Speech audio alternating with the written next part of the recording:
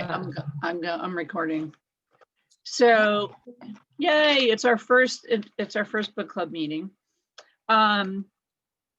So this week and this month, we have the books that we'll be discussing are Flying Lead Change by Kelly Wendorf. That's in the women's track. That's for January. Atomic Habits by James Clear. That's in the challenging track.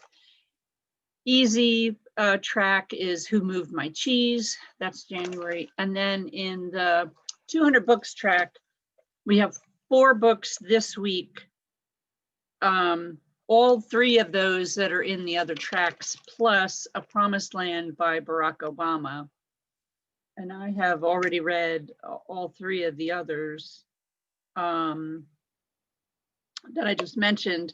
And so this morning I'm going to talk about my experience with A Promised Land by Barack Obama. But before we talk about books, I just wanted to mention that I spent some time earlier this week drafting my Dear Author letter email that I'm going to send to, so for every author that's in our book club tracks, every single one, including Barack Obama, for every single author, I'm going to send an invitation to come and join us to talk about their books.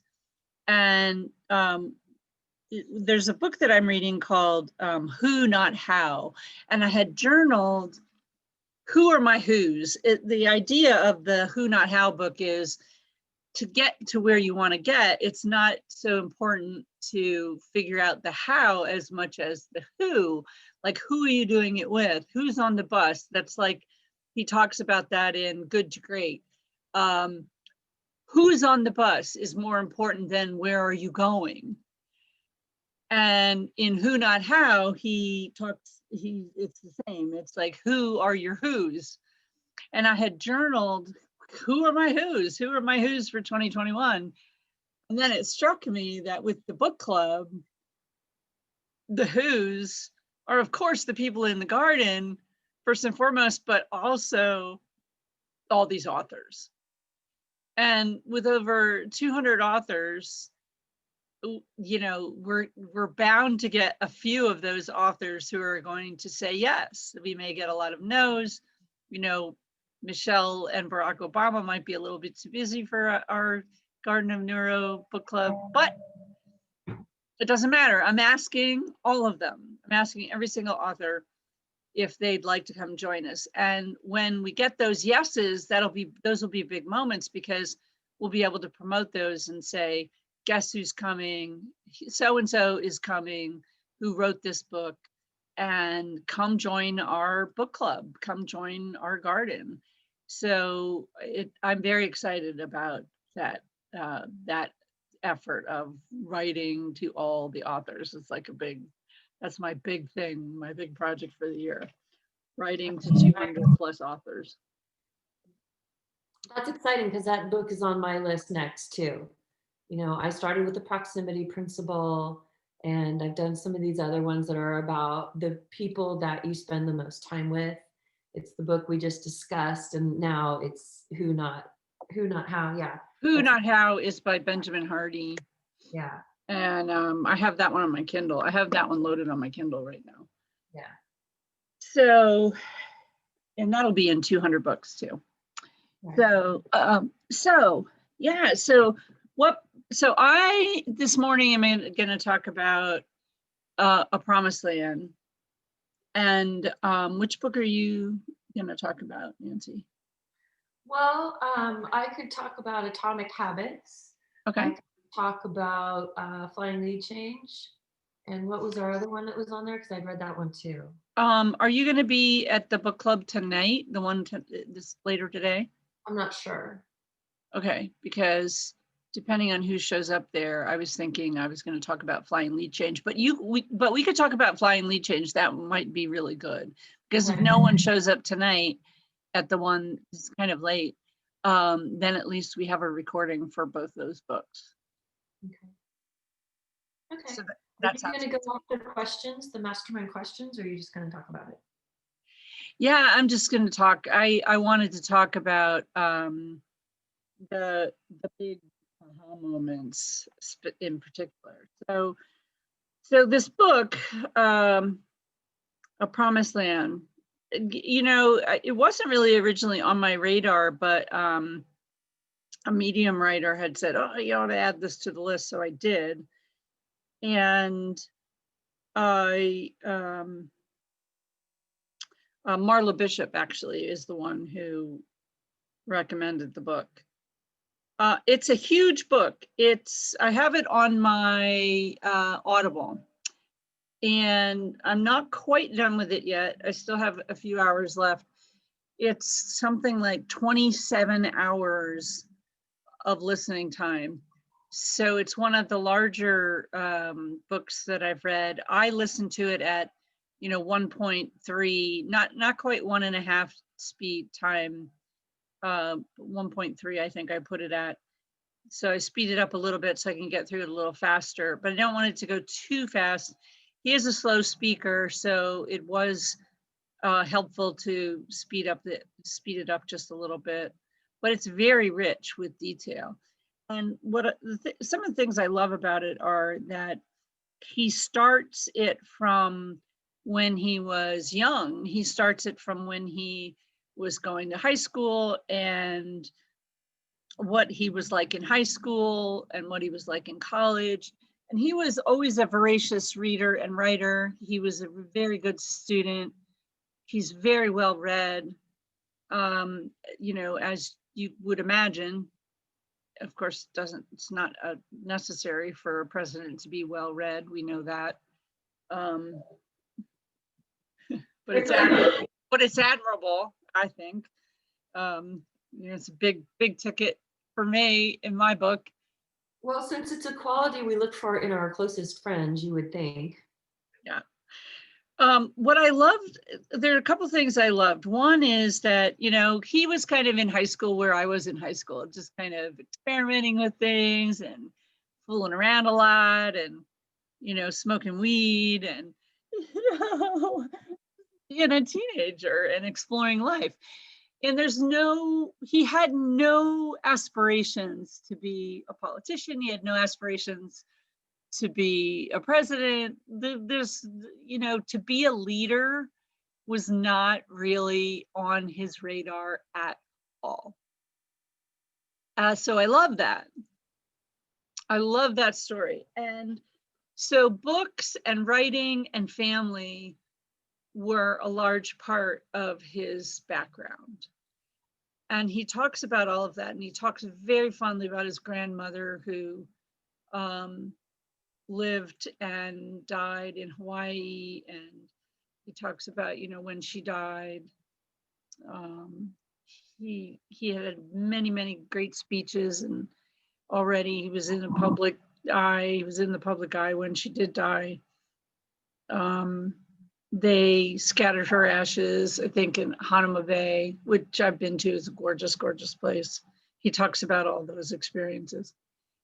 He talks about meeting Michelle and, dating and all that experience. It's very personal. It's a very vulnerable account. It's a very personal account. He's not trying to impress anybody with this book. He's just laying out the realities of his life and what it was like to be a president. And there's one point in particular where he was talking about the early days of being president, and he would have to go to do these events like summits in Europe or Canada or wherever he would go. And he said every time there was an event, there would be a team of 100 people. There'd be 100 people working on these events, 100 people, who had his back, who were vetting facts, who were doing fact checking, who were vetting people, who were, preparing the way so that he could put his best first foot forward, right, in each one of these events. And this team of 100 people would work on this. And I thought, to myself as I was reading that, wow, 100 people. We almost have 100 people in the garden. 100 people. With a network of 100 people, you can prepare a president for a world summit. Imagine with a network of 100 people, what you can do, even if you're not a president. I was so encouraged just listening to that. I thought, yeah, with 100 people. So that was a big moment for me. That's a big moment. And that's exactly what we're talking about. Oh my gosh, isn't that funny how serendipity, we're getting all these messages through. Yeah, It's pretty cool. it's Yeah. very cool. There was another moment in the book where he was talking about, he got to be president not because, excuse me, he got to be president not because he wanted to be president, but because he was doing really good work with integrity and being in conversation with people and listening to people. And he traces that path, through just all the local things he did in Chicago to, local government and state government, and then eventually into the Senate, and then someone in the Senate. And he was, first time in the Senate, and someone approached him and said, you could be president. And all along the way, there were sacrifices that Michelle made, that they both made. But he was a big family man, and he always put Michelle and his family first. But they all made sacrifices to be able to do what he did in his career. And there's a point in the book where it just kept building, and every step along the way where there were bigger and bigger sacrifices in terms of time. And he talks about the money reality too, of like, do we have enough money? We've got school bills, and we've got this bill, and now we have a young family and children, and now we need help and childcare, and the financial aspects of it were very, very real for him. It wasn't like, they just had everything on a silver platter, like you see a lot of politicians who just, they come from money, like the Bushes come to mind, right? They just come from money. And so, financing and being able to afford the lifestyle of what it means, you just kind of have it there in the background. That wasn't the case with him and his family. But so he talks about that.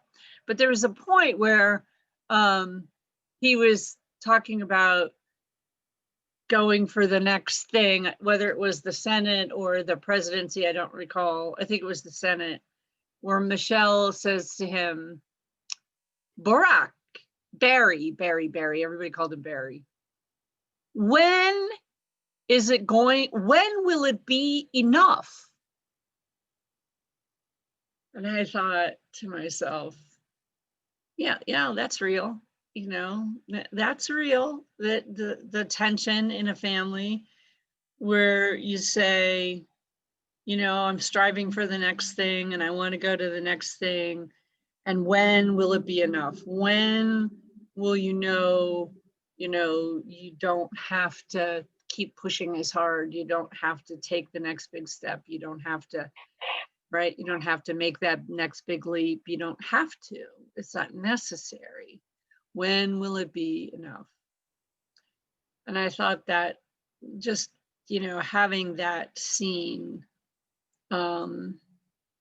was so real about, even if no matter where you are in your journey for influencing others, for leading others, there are always going to be people, and particularly even the people that love you the most, who are going to say to you, when is it enough?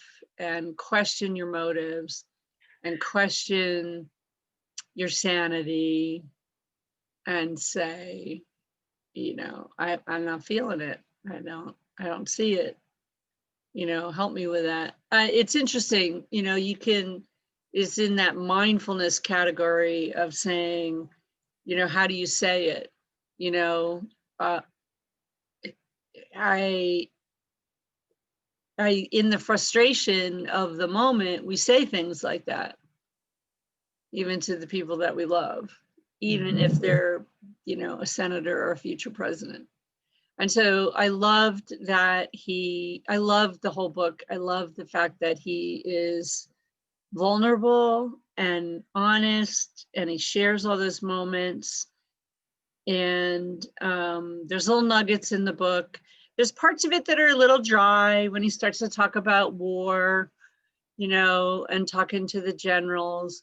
But it's all along, there are personal enough vignettes where he's got people grabbing him in the White House hallway and sticking their face in his face and saying, don't be fooled by these things these generals are telling you, or things that happen, conversations between him and Joe Biden. So he doesn't just lay out the facts of the events of his presidency, but he peppers it, he seasons it with all these personal moments that show his humanity. And I think for that, it's probably one of the best presidential memoirs I've ever read. So I'm very happy that you give it. It is very long. I do recommend speeding up the read time. But yeah, I recommend it. How many stars do you give it? Well, that's hard because I'm probably not it's probably not a 5-star, only because, it's probably more like, 4, probably a 4-star. I mean, it's a very good book, maybe even 3.5 to 4. And why that low? It's only because of personal preference. Like, I'm not into political stuff. But it's written really well. So I'd probably say 4. It's written really well. It's narrated by himself, which I love.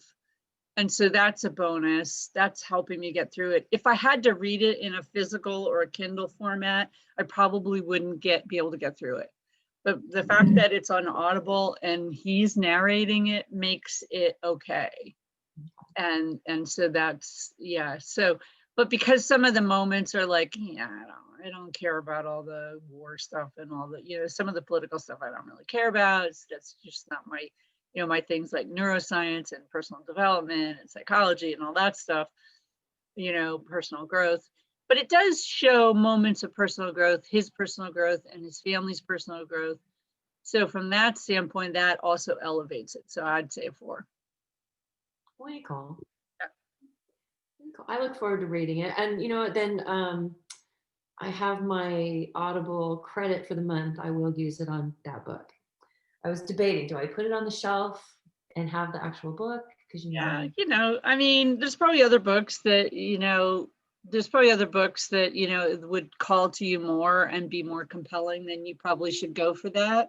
Okay. But if you're really interested in the profile of an amazing leader who got there just by caring about people and listening to them deeply, I mean, that's really the remarkable part of it, is that it was an amazingly and is an amazing deep listener. And so when you think about like modern leadership skills, which are not in that old camp of, I'm the strong, dominant male leader, he is not that. And he really demonstrates that also. That comes out in the book, that he is in that camp of the modern leader who just has a caring heart, cares about people, does deep listening, is empathetic, has all those leadership skills that Brene Brown talks about. He embodies that. So from that standpoint, it's a really good study. Interesting. Well, I wonder, that kind of leads into the book that I want to discuss, which is the flying lead change, because that's kind of the leadership that she talks about in this, is that deep caring and listening. The deep listening is what you're talking about, which makes it sound even more interesting. Okay. Yeah. I see you have all those tabs in Flying Lead Change. I love this book. Oh my This God, book, I love this book. yeah, this book I also have the physical copy because it's so good. Yeah. Yeah, But it's yeah, all the tabs. And then, I was asked, what are all the tabs for? And I was thinking, well, it's stuff I like in the book, that I want to remember. And I think, am I ever going to go back and tab through it? And I actually have, because I remember something, oh, that was in there. And I think, okay, it was about this section, right about, and boom, there it is. So, but it's going to be funny if anyone starts pulling books out of my bookcase and they're all tabbed up. What is going on here? But yeah, I wish I would have had this book at the beginning of my experience with horses. It would have really changed how I, as a horse owner, experienced them. So that was one thing I got out of it. And I'm going to go off of because I did the mastermind questions. So let's see, my first question. What life problems are you currently working on, attempting to solve, or would like to solve prior to joining the Mastermind Book Club? So I've been reading quite a few books, and I'm like 100 and something books into this now, I think. And so me answering this question at this point in time when I was reading the book, which was a couple months ago now, I think. So it was learning to control myself better in situations that fire me up, learning to be more observant of other people's experiences, and wanting to write more and create more. So my aha moments as I read the book, obviously, learning to be more like Artemis. That was my big thing of and so yeah, so tell us about Artemis. Yeah, tell whoever's listening about Artemis. So our understanding of a horse herd is that the leader is the stallion at the front, when in fact it's usually the mare at the rear of the herd. And she is the one that keeps the balance of the herd without it having to be the kicking and fighting and struggling. And it's more about tuning into each part of the herd and where they need to be in the balance of the herd, and then helping them find their way there. And without, again, the kicking and biting and all the peacocking that goes on. So I have always been more like the person who goes in, you tell me what's going on, and I go, okay, here's what we're going to do.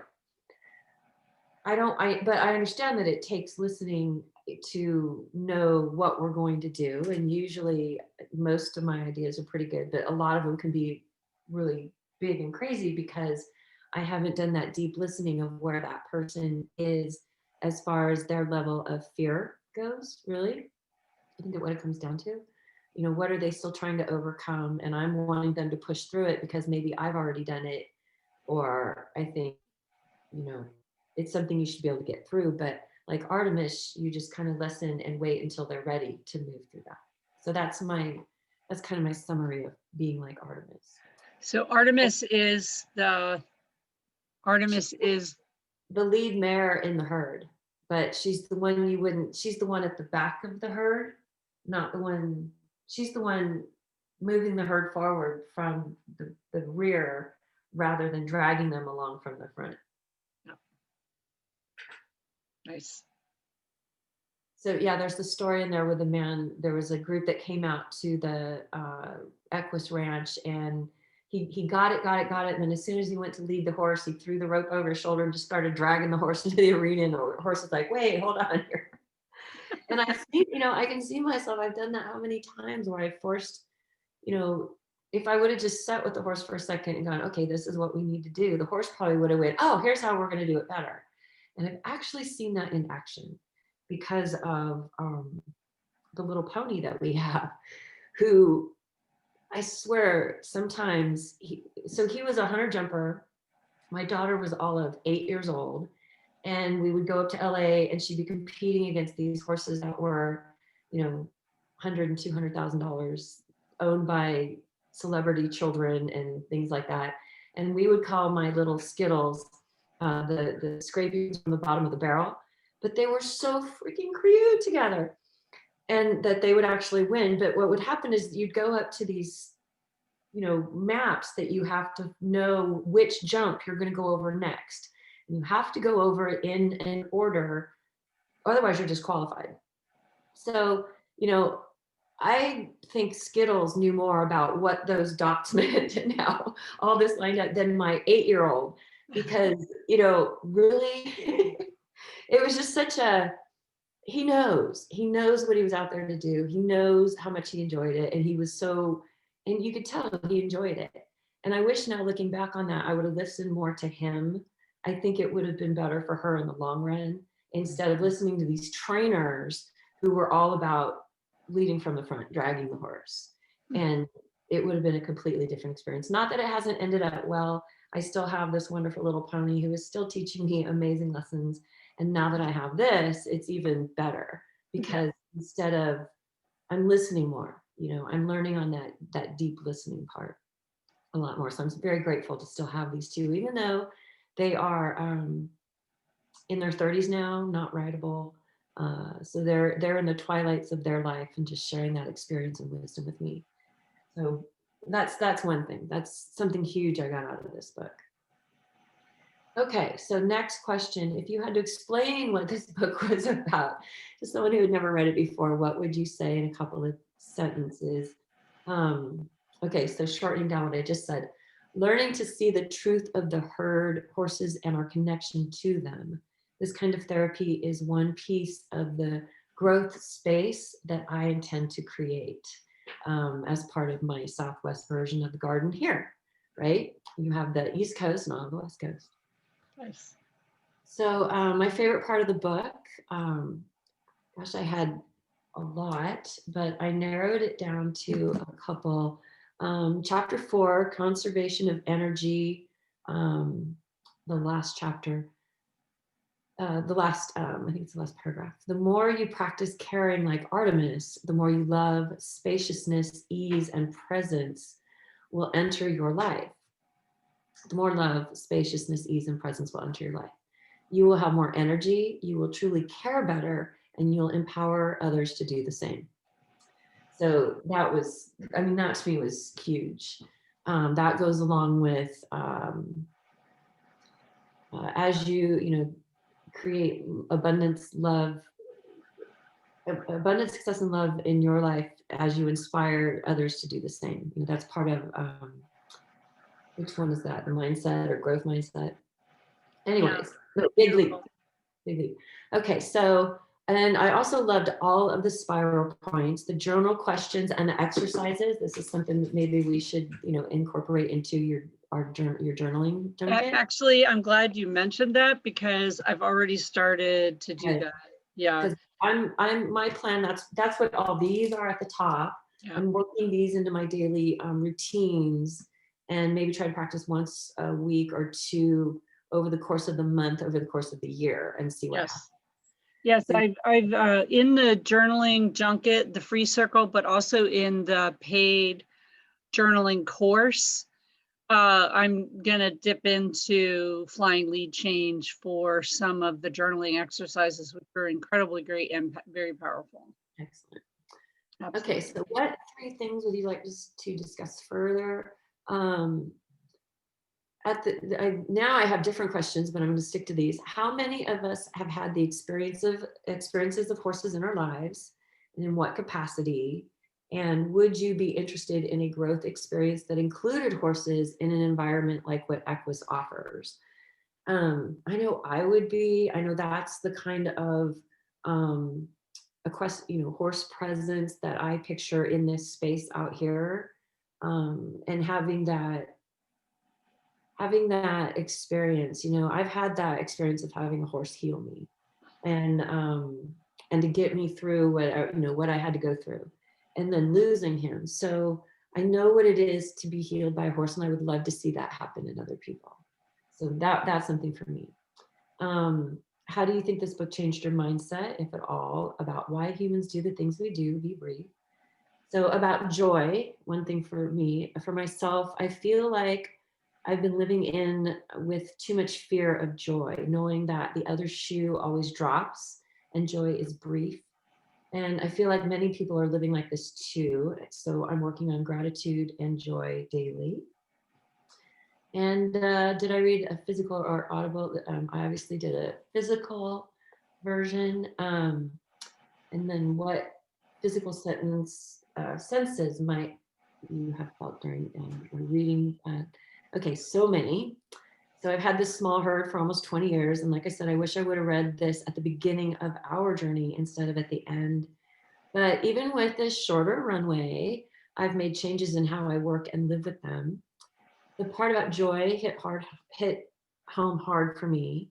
I struggle to be happy, to stay happy, knowing how life has a tendency to drop that other shoe and shit on my parade. But that's life. And I have to learn to be thankful for those moments too. Um, let's see, are there any quotes that stood out for you worth mentioning? Make a note of them. So authenticity is the willingness to be different, to be totally oneself, knowing you are a part of the whole. And that's on page 164. So as I share in my writing more in places that aren't as safe, and the criticism can be coming from a thin-skinned man, I realize I am who I am because of the sum of the whole. My ancestors, our beliefs, our stories all rolled into the experiences of my world, into the experiences my world rests on. I must have and share those experiences as the person I am born to be in order to fulfill my destiny and complete the mission I carry in my acorn. So that's what I got out of the book. That's beautiful.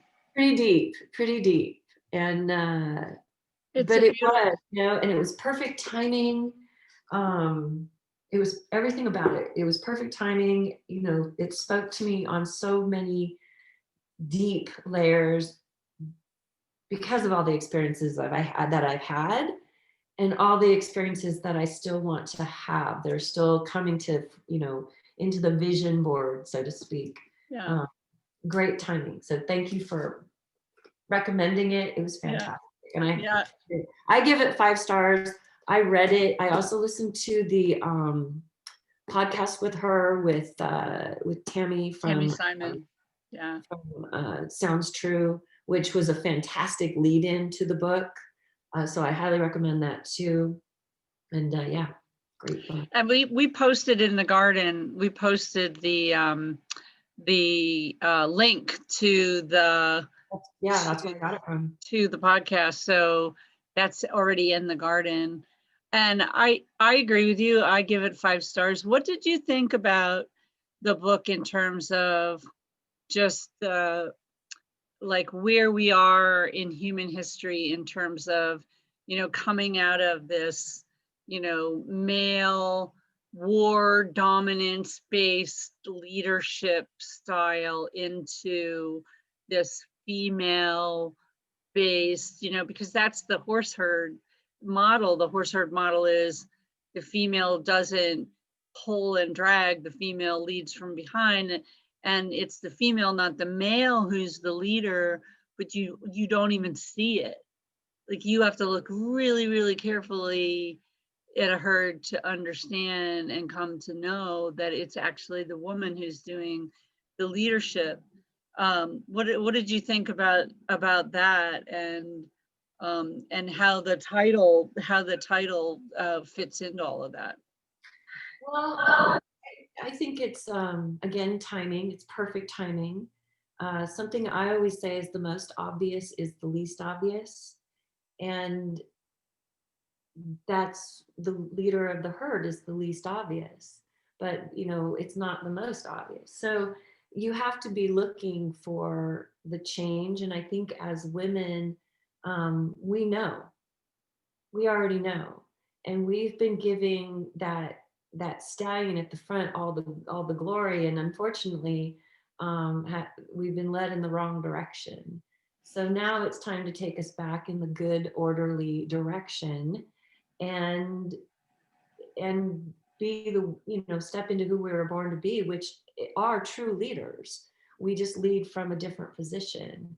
And also, it also encouraged me and inspired me to realize that it's not just me who thinks this way. And all I need to do is connect more with people like this and like you who are of this same thinking. You know, we're building the garden and we're building the table in the garden for this way of thinking, to the point where we don't have to deal with that anymore because we've done it this way. And I think that's the shift that's coming. You know, this hasn't worked.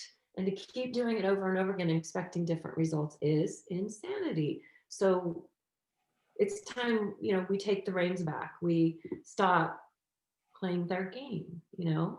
Right. And the interesting part of that is that to do it, like here we are building community and building awareness, but we're not like pulling, we're not grasping, we're not saying you must Right. come It's do all in the this. attraction. It's all in the attraction of what we're creating, of what we're wanting to attract. But it's also, I'm going to link this into this, is our conversation about drops and buckets. You know, if you go in and just dump buckets of stuff on people, which I know I have a tendency to do, you just start me on a topic and I can go da da da da da da da da da da, where some people can handle that and some people can't. And, you know, do you cast a wide net? Do you cast a narrow net? And, you know, sometimes it's casting a wide net and filtering off those people who can't handle you right from the beginning, and making it obvious that you're for change, not to belittle. Or I liked, okay, so something else I liked about this, when she brings in the tribe of elders, and they talk about, someone says calling them out, and the elder says, no, no, no, you have to call them in. So I kind of laughed about that, because I was like, yeah, because it's easier to grab them and wring their necks if they're closer. But if they're closer, then you get that opportunity to find out, are they one of your nuts? Are they one of the people, you know, you're 1%? And that filtering system becomes quicker.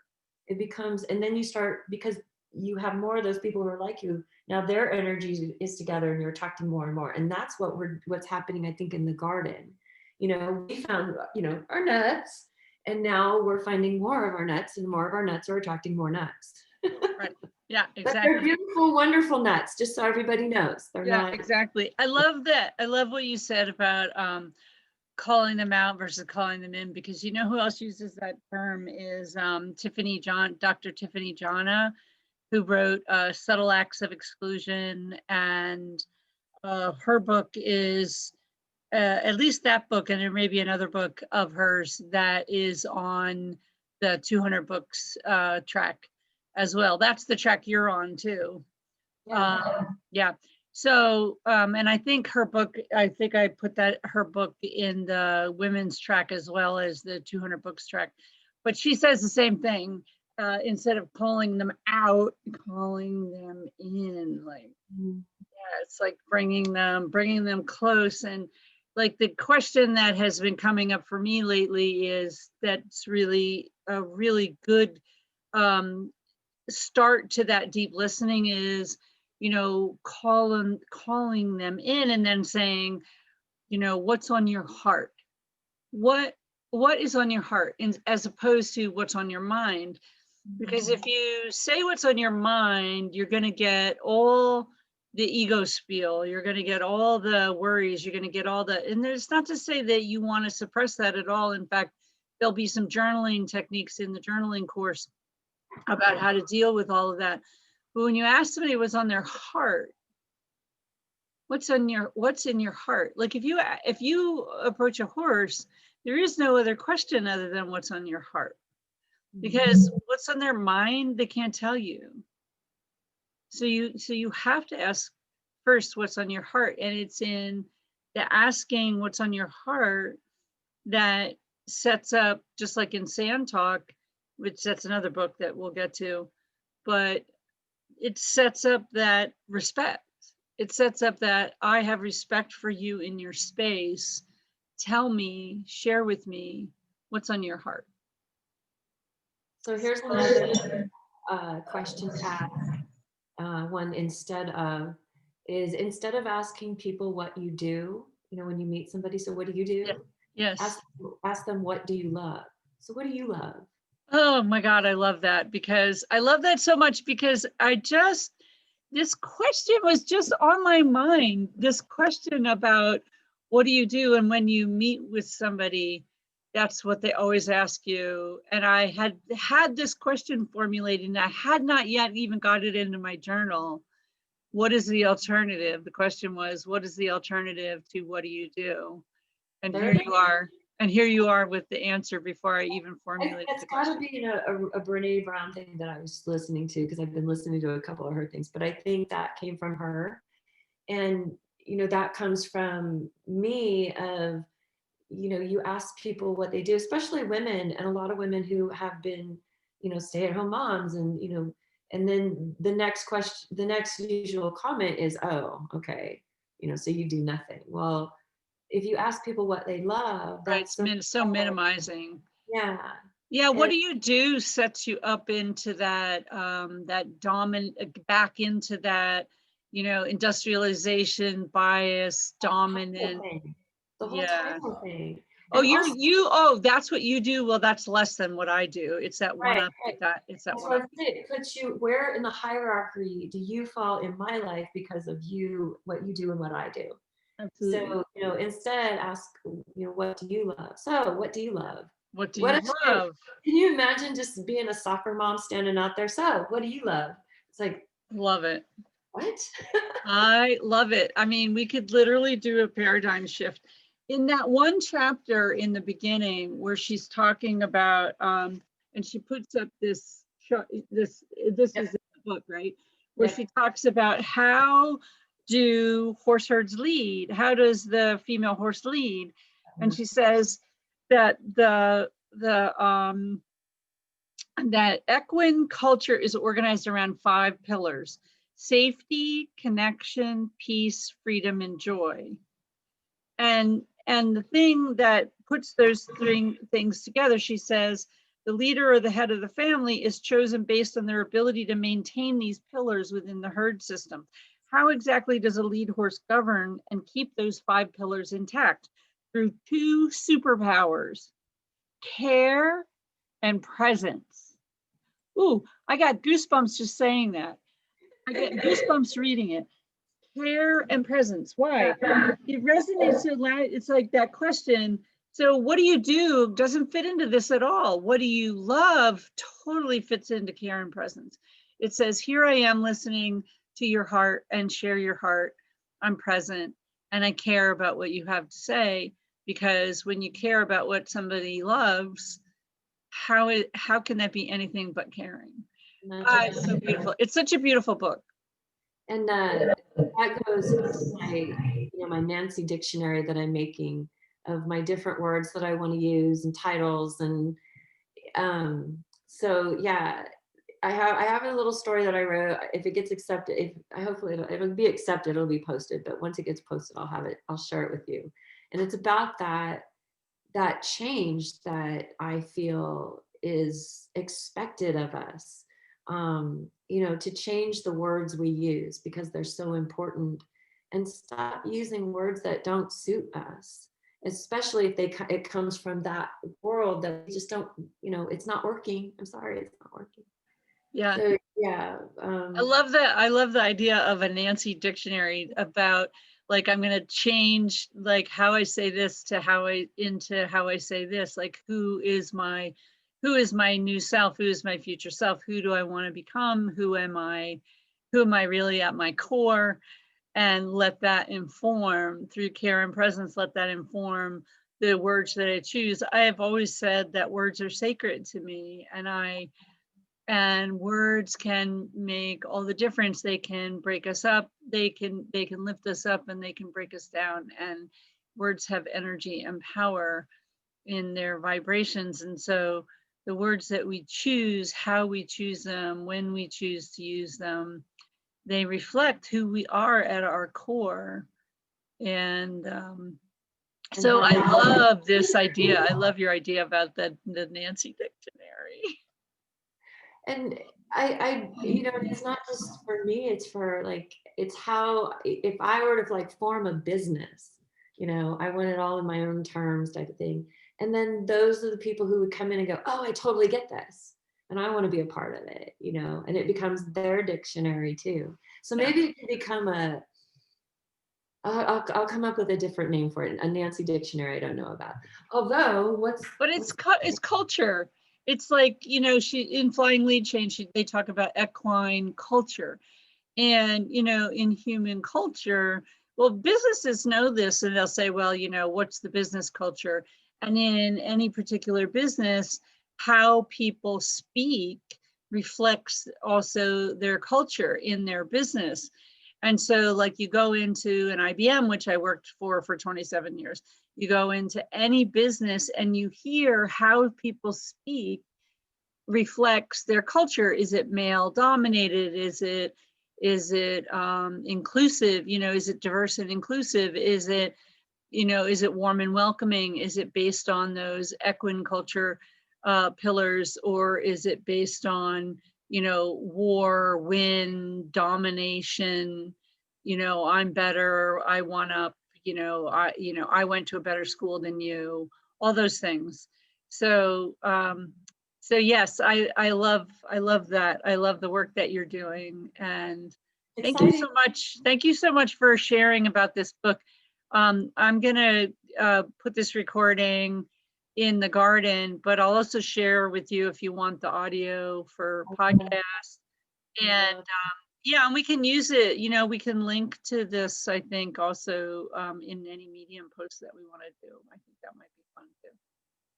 Okay. So, thank you. Stop recording. Go ahead. Yeah.